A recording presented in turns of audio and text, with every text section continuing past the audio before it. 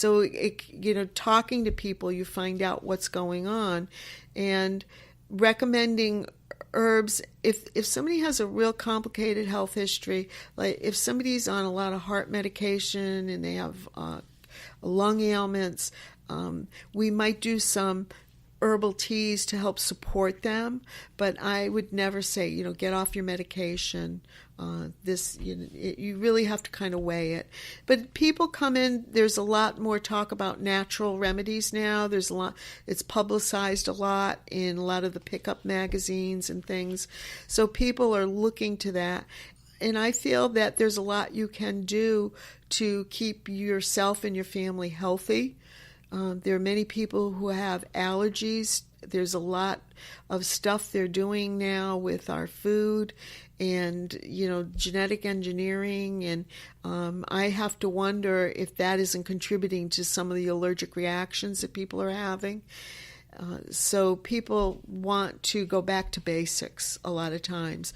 And we'd all be much better off eating whole foods, preparing whole foods. So buying fresh fruits and vegetables, using herbs that are of good quality in our cooking, that we would all be a lot healthier.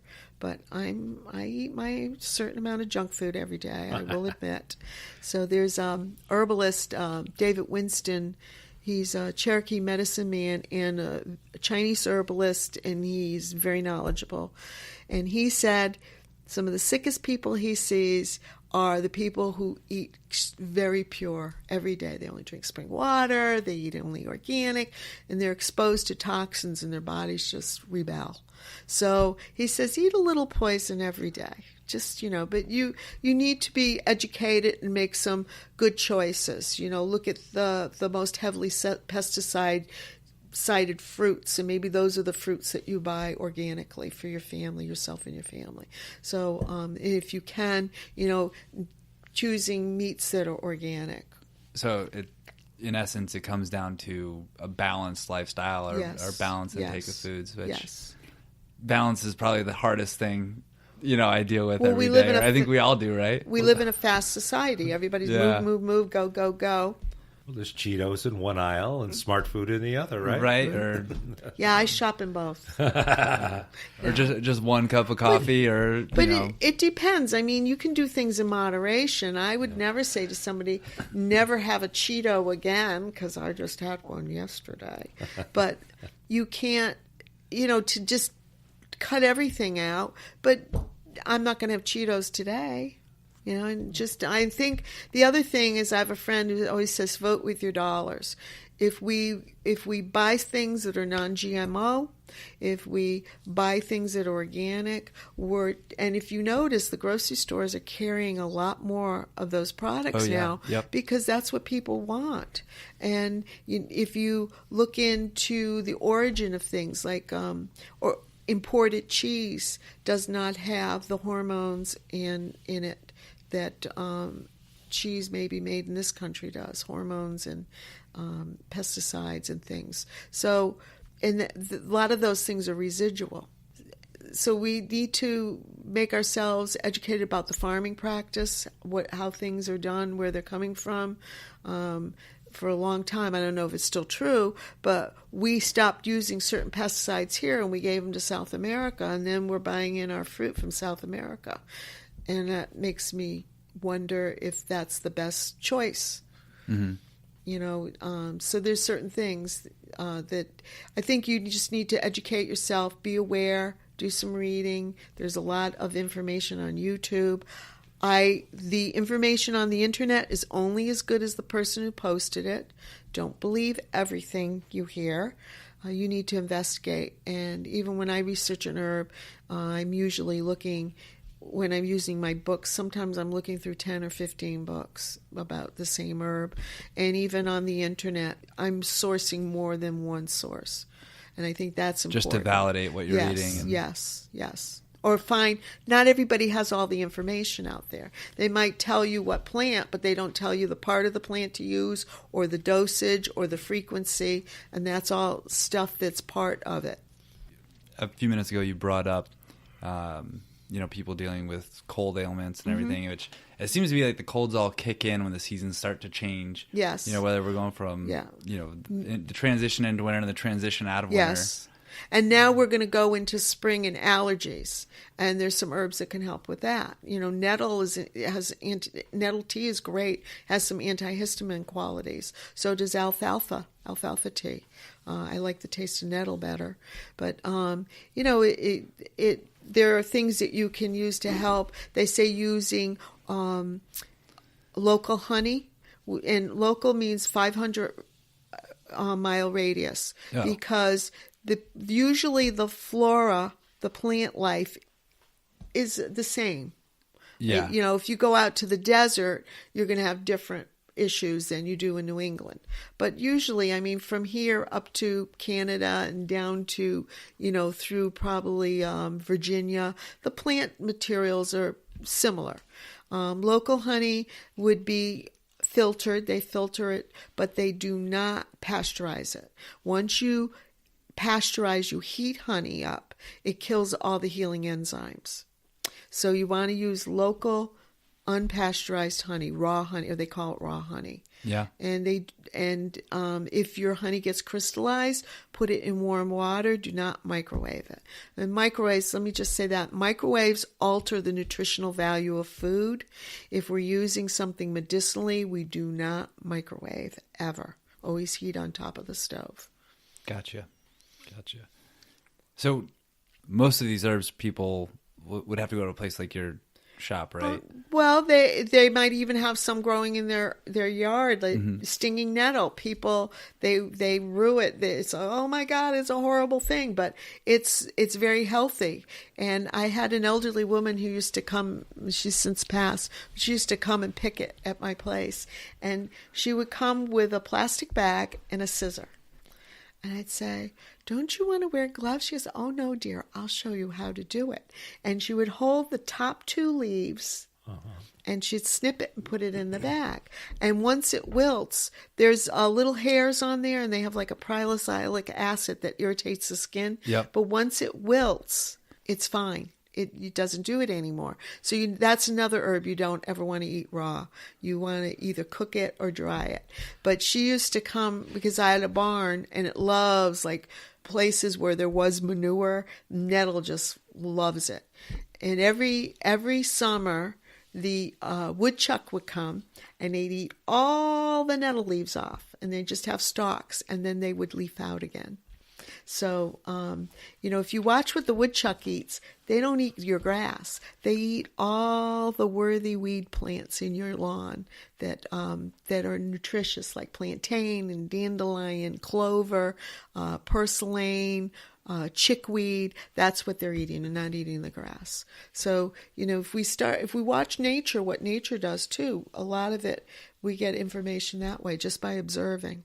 So the woodchucker's not a woodchucker. Or the woodchuck's not a woodchucker, it's an herbalist. Yes. I consider it a master herbalist. Yes. And that's one herb that lives up to its name, stinging nettle. Yes. Oh my gosh. Yeah. So like if we can talk about like what the process. So usually one person in the family gets sick, or I guess this is for allergies, and maybe multiple people in the family have these allergies. So we carefully procure our stinging nettle. We bring it, and what's the process of turning that into a way we can administer it to ourselves? Well, you can make a tincture, which typically is soaked in alcohol for a period of time, and we might get into that in another time, making medicine. I sell things in capsule, tincture, and dried bulk form. And a tincture is like a concentrate with a dropper? Yes. Okay. And yes, you soak it in the alcohol for a period of time. There are ways of making a glycerate, because a lot of people don't want to use alcohol with children. So there are some glycerates, and there are ways of making your own glycerate if you want to, with vegetable glycerin. Capsules, and tea.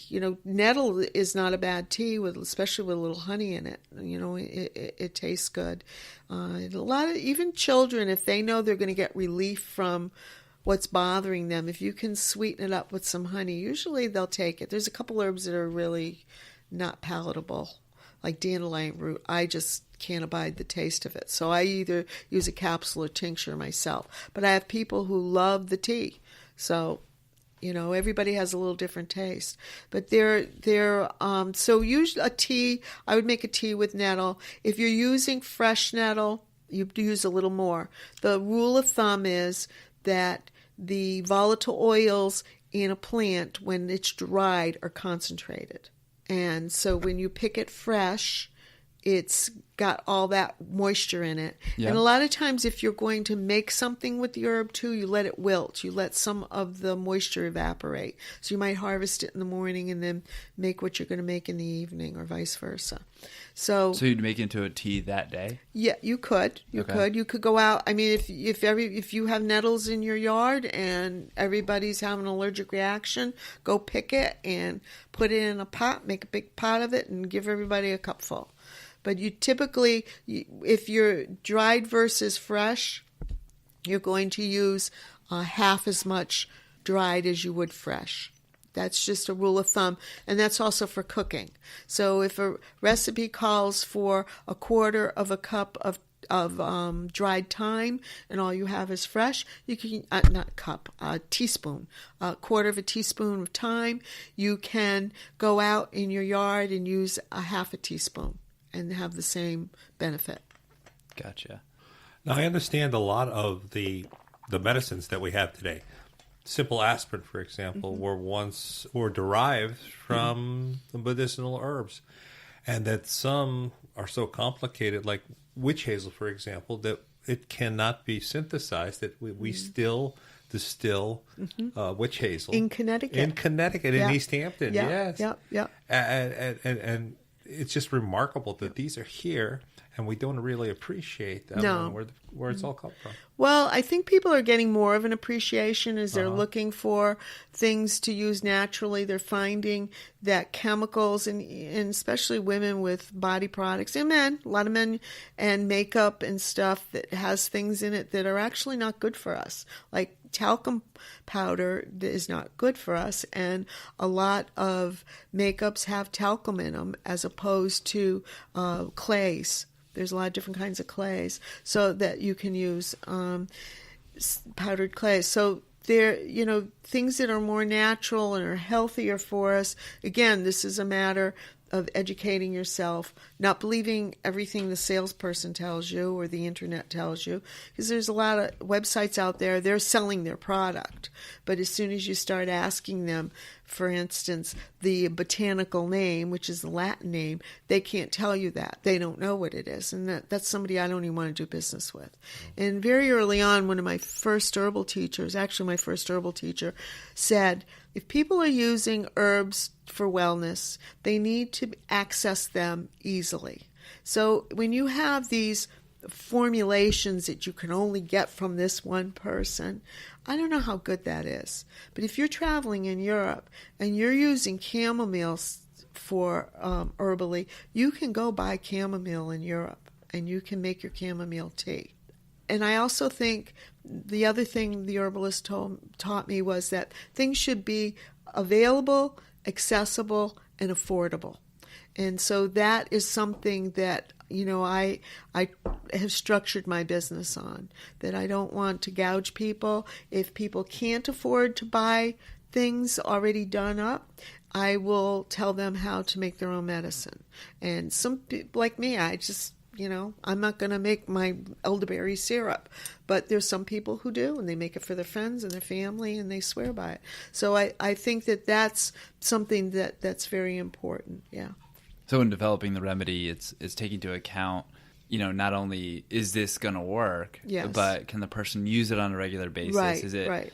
feasible to get access to right, it? And exactly. then, is it affordable? Yeah, you can't, yeah. Spend all your money on right, the remedy and right. not on the groceries to right, feed yourself. Exactly. Right? And a lot of people, especially people with families, they're just squeaking by sometimes.